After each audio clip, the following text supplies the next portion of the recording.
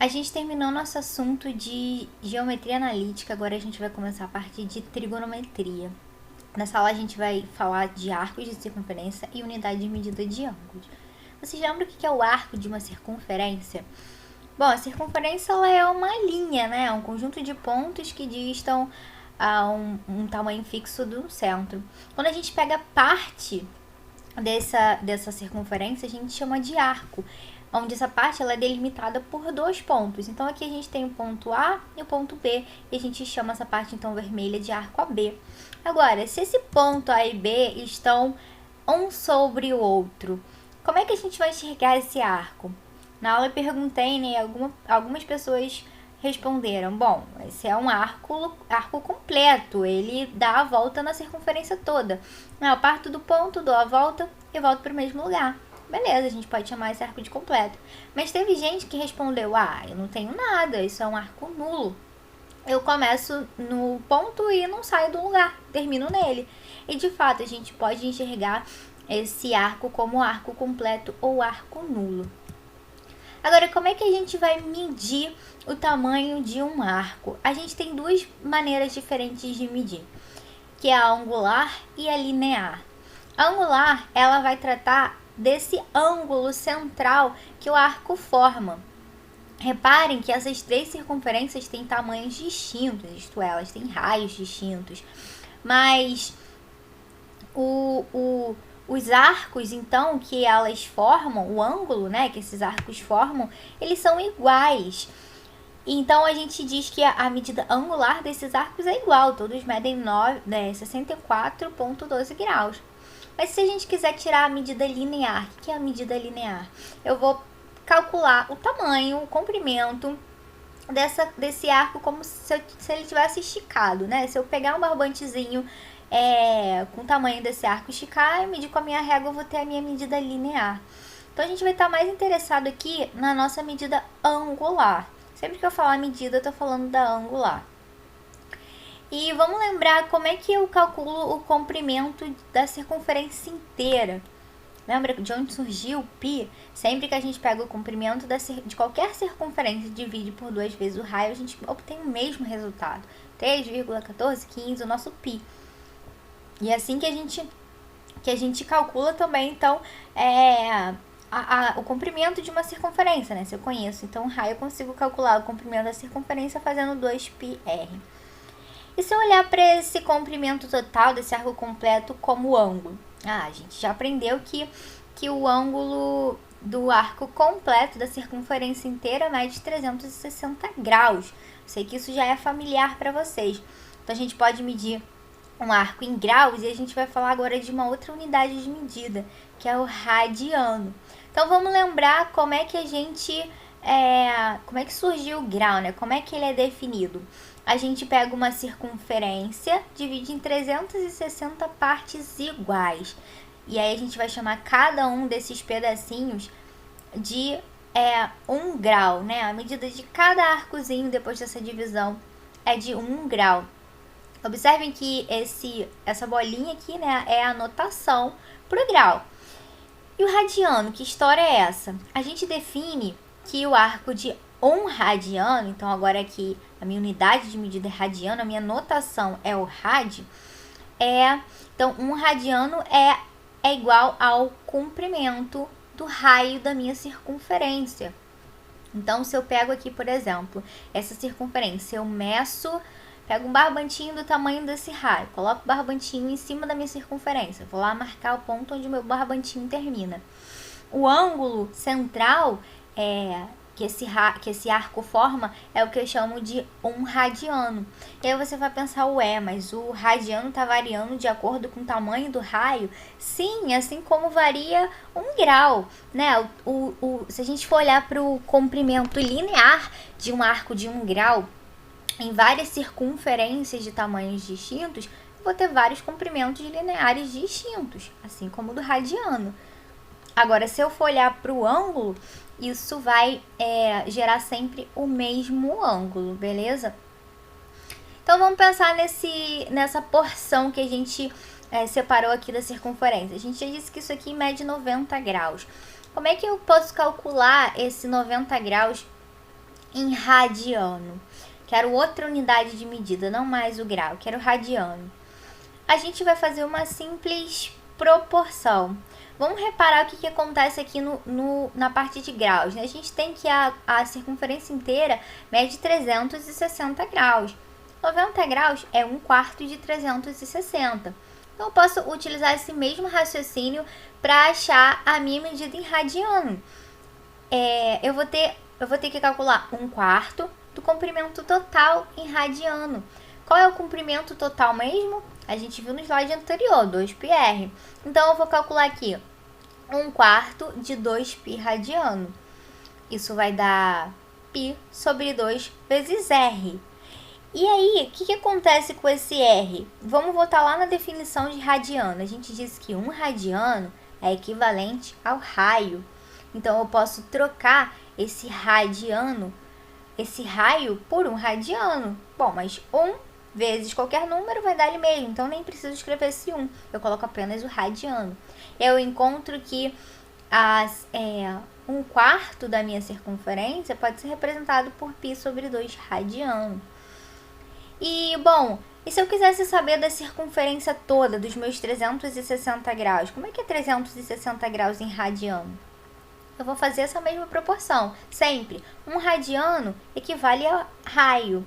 Quantos radianos equivale a 2πr, que é a minha circunferência completa? E aí, se eu faço essa regrinha de 3 aqui, eu vou encontrar que esse x é igual a 2π. Né? Por isso que a gente escreve aqui que o arco completo, ele mede 360 graus ou 2π radiano, beleza?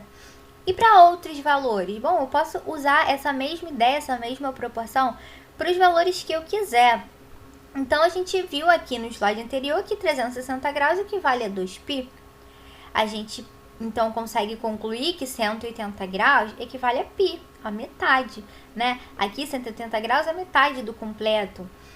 E π é a metade também do completo. O completo pode ser visto como 2π radiano. E se eu quiser 90 graus? 90 graus é 1/4 do meu total. Então, vou fazer lá 1/4 de 2π radiano. Vou encontrar π sobre 2 radiano, que é a mesma coisa que 90 graus. E se eu quiser o 270 graus? 270 graus é 3/4 do todo, de 360 graus. Então, eu vou fazer 3/4 de 2π radiano, eu vou encontrar 3π sobre 2 radiano. E eu posso fazer isso para o número que eu quiser. Como é que a gente converte para radiano os arcos abaixo? Então, de novo, aqui 180 graus, a gente viu lá que é a metade, né, do completo. Então, eu faço metade de 2π, eu encontrei lá π radiano. E 30 graus? Como eu encontro 30 graus em radiano? Eu vou usar lá a minha proporção. O que eu vou usar para fazer a proporção? Eu posso usar aqui 360 graus, está para 2π radiano, eu já encontrei isso. Eu posso usar que 180 graus está para π, ou que 90 graus está para π sobre 2. O mais usual é a gente usar o 180 com π, que é o mais, digamos, simplificado, né? Por que eu vou usar um 2π aqui se eu posso usar o π? Por que eu vou usar uma fração, π sobre 2, se eu posso usar o π? O mais usual é usar esse, mas é claro que você fica à vontade para usar qualquer uma das relações que a gente tem encontrado. Então, a gente montou aqui nossa proporção, e aí eu vou encontrar aqui que o meu x, então, é igual a 30 graus vezes π radiano dividido por 180 graus. E aqui eu fiz questão de manter as unidades de medida, para a gente enxergar o que acontece com essas unidades de medida. Como quando a gente estuda física, a gente estuda lá a velocidade. Velocidade é o deslocamento sobre o tempo. E quando a gente vai fazer as continhas, se a gente tem, por exemplo, o deslocamento em metros e o tempo em segundos, a gente vai lá encontrar a velocidade em que unidade? Metros dividido por segundo. Eu mantenho as minhas unidades e o meu resultado fica assim, desse jeito, metros dividido por segundo, que a gente costuma falar metros por segundo. E aqui vale a mesma coisa. Se eu tenho essa unidade de medida aqui, graus, em cima, embaixo também tenho graus, eu posso simplificar essas unidades de medida, né? Como se eu pegasse assim, se eu pegar 180 graus divididos por 30 graus, eu tenho o número 6, não 6 graus, eu tenho 6, porque 6 vezes, a quantidade de vezes, 6 vezes 30 graus, dá 180 graus, beleza? E o radiano, ele tá aqui sozinho, então ele mantém. Então, eu encontro que 30 graus é equivalente a π sobre 6 radiano. E 60 graus? Eu poderia fazer a mesma coisa, eu sempre posso fazer essa proporção. Ou se eu tenho números mais fáceis de enxergar, como é o 60 graus, bom, 60 é 1/6 de 360, eu consigo enxergar isso rapidamente. Então, eu posso usar já esse fato e botar lá que 60 graus é então 2π, é o arco completo dividido por 6, que dá π sobre 3 radiando, beleza? Agora, vamos fazer o contrário, vamos converter o radiano para graus. Eu poderia usar a mesma proporção de antes, 180 graus está para π radiando, assim como x graus está para os valores que vão aparecer aqui. Mas é bem comum, quando a gente está falando em radiano, aparecer o π. Bom, nem sempre aparece, existe o número 1 radiano, 2 radiano, mas usualmente aparece o π. E quando acontece isso, uma maneira mais fácil ainda, mais rápida, né, do que usar a proporção, é simplesmente substituir o π por 180 graus. Porque, olha, eles são equivalentes, a gente viu nos slides anteriores. Então, quanto é 2π sobre 3 radiano? Vou substituir o π por 180 graus. E aí, o π radiano, né? Reparem, π radiano por 180 graus. Já mudei a minha unidade de medida. Então, eu tenho 2/3 de 180 graus, isso é 120 graus. E π sobre 10 radiano? Ah, só dividir 180 graus por 10, eu tenho 18 graus. E 5π radiano? Substituo o π radiano por 180 graus e encontro 900 graus. E aí eu pergunto para vocês, 900 graus, isso não tá meio esquisito? Maior do que o arco completo, isso existe? Sim, isso existe. A gente tem que esses arcos que são maiores do que a volta completa, o que eles querem dizer? Eles querem dizer que a gente está realmente dando mais de uma volta na nossa circunferência. Reparem aqui o nosso 5π radiando. Ele é bem maior do que 2π, né? Como se eu tivesse dado uma volta e completei 2π radiando. E eu continuo girando. 900 graus, a mesma coisa. Imagina que eu dê 2 voltas numa circunferência. Eu vou percorrer 720 graus, ou 4π radiano. E o 900? Vamos supor que a gente está lá numa roda gigante. Se uma pessoa dá uma volta de 900 graus, quantas voltas ela deu? Onde é que ela parou? Que conta que a gente precisa fazer para descobrir isso? Bom, eu preciso saber quantas vezes 360 graus cabe dentro de 900 graus. Essa parece até uma historinha lá do ensino fundamental, quando a gente aprende o quê? A dividir.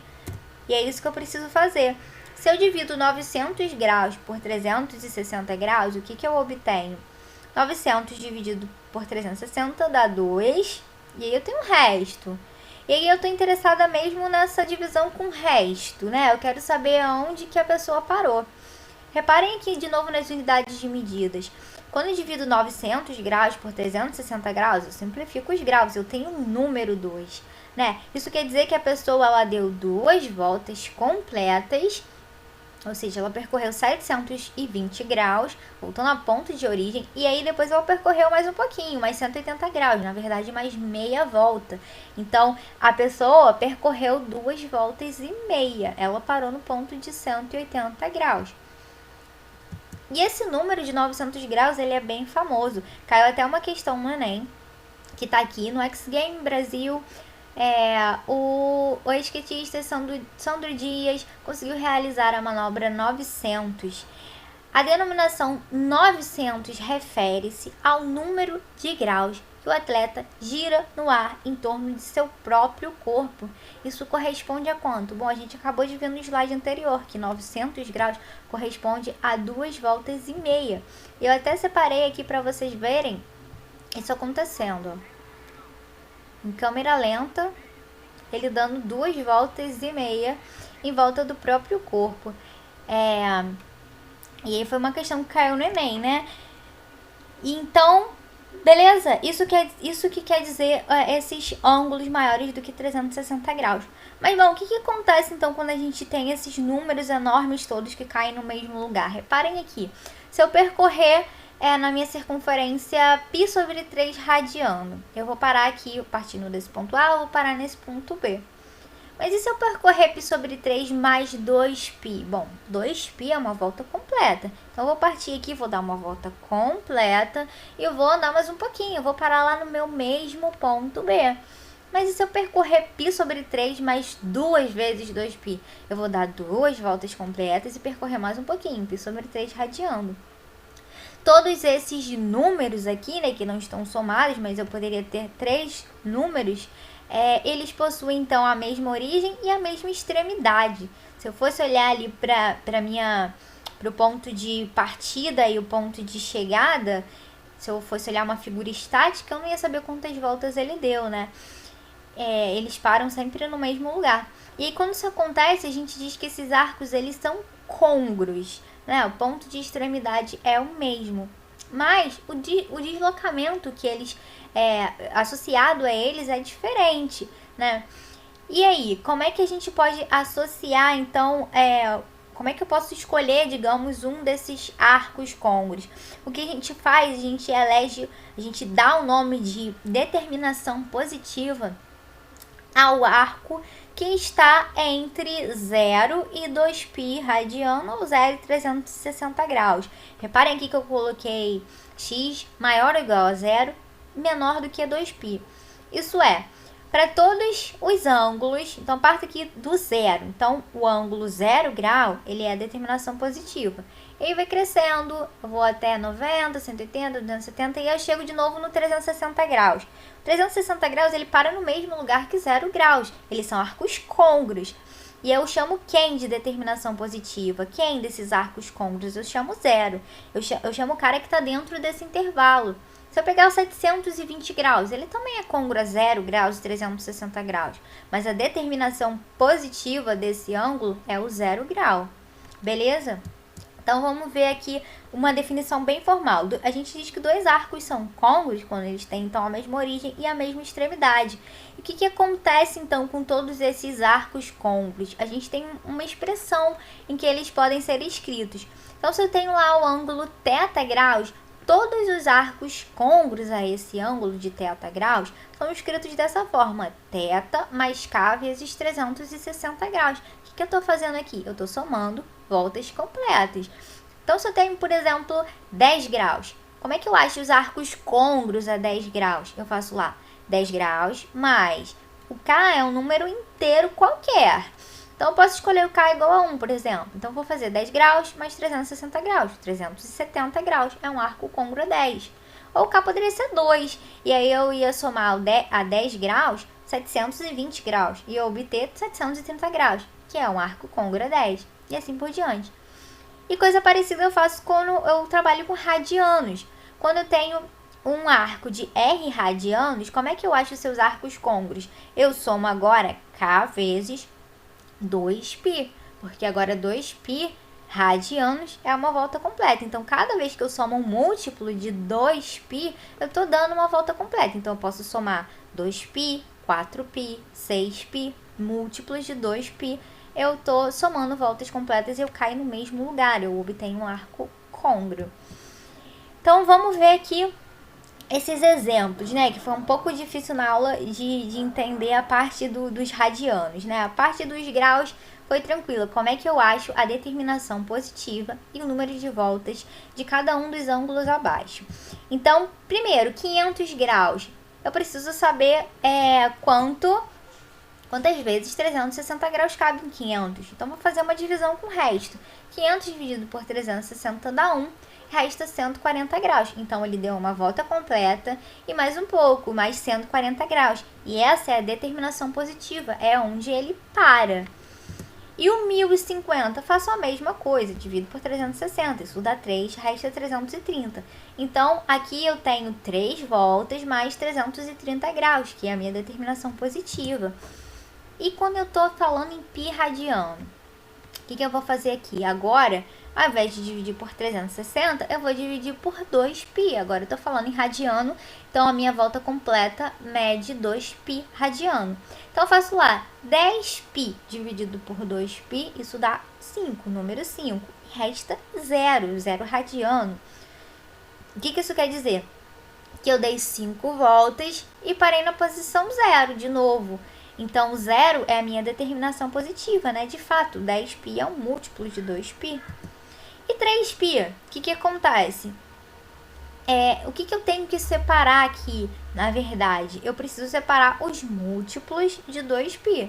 Tudo que é múltiplo de 2π é uma volta completa. Eu estou sempre interessado no resto da divisão de 2π. Então, eu dividiria 3π por 2π. Isso daria 1, que é uma volta completa, e sobraria π. Né? Aqui eu nem escrevi a divisão. Outro jeito de fazer é só separar tudo que é múltiplo de 2π, né? Que eu poderia ter escrito também de cara que 10... Eu fiz a divisão. Eu poderia ter escrito que 10π é igual a 5 vezes 2π, tá? Então aqui eu fiz a divisão. Então, uma volta completa é igual a 2π, né? Então, por isso que são duas maneiras diferentes de escrever. Esse 1, ele significa 2π, assim como esse 3 significa 3 vezes 360 graus, tá? Então, aqui a posição...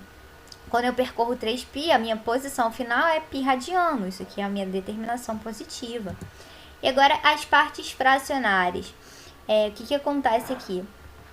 O que acontece com 3π sobre 2? 3π sobre 2 já é um número menor do que 2π, né? 3 sobre 2 é 1,5, que é menor que 2. Então, esse cara ele já é a própria determinação positiva. Ele não chegou a dar nenhuma volta completa. E quando eu tenho... Deixa eu fazer... Eu não botei muito bem aqui a apresentação, a animação, mas... Vamos olhar para esse aqui, o 5π sobre 2. Como é que eu vou fazer essa separação? Agora eu estou trabalhando com frações, né? 5π sobre 2 é maior do que 2. Eu tenho que pensar, será que tem voltas completas aqui? Certamente, né? Já que é um número maior do que 2, né? Esse 5 sobre 2. Eu posso fazer algo que a gente aprende lá no ensino fundamental, sobre frações, lembra? Próprias, impróprias, frações mistas. Eu preciso separar a parte inteira da parte fracionária da minha fração. Sempre que eu tenho o numerador maior do que o denominador, eu tenho uma fração imprópria. Então, existe uma parte inteira ali que eu posso separar. Então, como é que eu separo isso? Eu separei aqui, por exemplo, no olhômetro, né? 5 sobre 2, eu poderia escrever... Eu vou separar esse 5 como 4 mais 1. Mas está tudo sobre 2, né? Eu posso reescrever isso dessa forma. E aí, bom, 4 sobre 2 dá 2. E o meio continua sendo meio. Então, eu consigo reescrever essa fração 5 sobre 2 como 2 mais meio, né? Como é que eu poderia encontrar isso aqui de uma maneira mais, digamos, mecânica, né? Mais assim, como eu posso ter uma receitinha para resolver isso? É simplesmente fazer a divisão. Eu divido lá 5 dividido por 2. Isso vai dar 2 e vai restar 1. E aí é o que eu poderia usar aqui, tá bom? E aí eu encontro, então, esse resultado, né? 2 mais meio. Mas, bom, eu usei aqui só o 5 sobre 2. Na verdade, eu quero tratar do 5π sobre 2. Então, eu vou acrescentar o π aqui. Isso, na verdade, é 2π mais π sobre 2. Né? Eu multipliquei aqui tudo por π dos dois lados. Então, esse cara deu uma volta completa e restou π sobre 2. Então, a determinação positiva dele, ou a posição, é π sobre 2 radiano. Agora, vamos para esse aqui, 22 sobre 5. Como é que eu posso separar essa fração? Como é que eu posso encontrar a parte inteira dessa fração? Poderia lá fazer a divisão. 22 dividido por 5, isso daria 4 e sobra 2, né? E aí você vai direto para cá. 4 inteiros e sobra 2 quintos, né? Esse é o meu resto. Ou a gente... Só uma outra maneira para ver se, né, deixa tudo bem claro. Eu poderia dividir esse 22 em 20 mais 2. Por que eu escolhi esse 20? 20 é um múltiplo de 5. E aí daria no mesmo, né? 20 sobre 5, isso dá 4, né? Então, eu obtenho o resultado que eu queria. Mas é claro que eu tenho que considerar aqui também o π. Então, eu posso reescrever essa fração 2π sobre 5 como 4π mais 2π sobre 5, né? Se você ainda tem dúvida, tenta fazer o processo contrário, né? Como é que a gente soma esses números? E aí você vai ver que você vai chegar no lado esquerdo, tá? Agora o último. Esse aqui que é um pouquinho mais difícil. Por quê? Porque não basta apenas a gente separar a parte inteira. Porque eu não quero só a parte inteira, eu quero as partes inteiras múltiplas de 2, né? Eu quero separar lá esse ângulo, eu quero separar ele em um múltiplo de 2π mais um outro número. Era o que a gente viu ali em arcos côncavos, né? R mais K vezes 2π. Então, fazendo no olhômetro 17, eu vou pegar o maior múltiplo de 2 e 5, que seja menor do que 17. Então, eu dividi esse 17 em 10 e 7. Por quê? Porque 10 sobre 5 dá 2, beleza, é um múltiplo de 2. O resto não me interessa. Se não for um inteiro múltiplo de 2, eu vou deixar separado. Que aqui aconteceu de ser o 7, né? Então, eu posso escrever 17 sobre 5 como 2 mais 7 sobre 5. Pô, será que posso mesmo? Como é que eu faço essa soma? Eu vou fazer da direita para a esquerda. Como é que eu faço isso? Lembra? Eu pego 5 vezes 2 dá 10, mais 7 dá 17 sobre 5. Beleza, realmente eu posso escrever 17 sobre 5 como 2 mais 7 sobre 5. Ou, considerando os π's, 17π sobre 5 é igual a 2π mais 7π sobre 5. 2π, beleza, isso é uma volta completa, isso morre. Eu estou me interessada no resto. O resto é a minha determinação positiva, 7π sobre 5. Mas só para deixar bem claro, eu botei aqui em meio vermelhinho, se a gente seguisse o mecanismo que a gente estava fazendo aqui, se eu olhasse para divisão mesmo, pegasse o 17 e dividisse por 5. 17 dividido por 5 dá 3 e resta 2, né? Eu posso também escrever 17 sobre 5 como 3 mais 2/5. Isso é verdade. É assim que a gente ia fazer lá no ensino fundamental. A gente ia falar, separa a parte inteira da parte fracionária. A gente escreveu isso aqui, 3 mais 2/5. Mas por que isso não me interessa? Porque 3π é algo quebrado ainda, não é? É uma volta e meia. Né? E eu estou interessada em tirar as voltas completas. Então, se eu fizesse assim, né? Se eu achasse esse 3, eu ainda tenho que separar esse 3 em 2 mais 1. Eu ainda tenho que separar os múltiplos de 2. Eu ia reescrever esse 3 como 2 mais 1. E aí eu teria aquele 2/5 ainda. E eu chegaria nesse resultado também, né? Se eu somar esse 1 inteiro com 2/5, isso é 5 vezes 1, 6...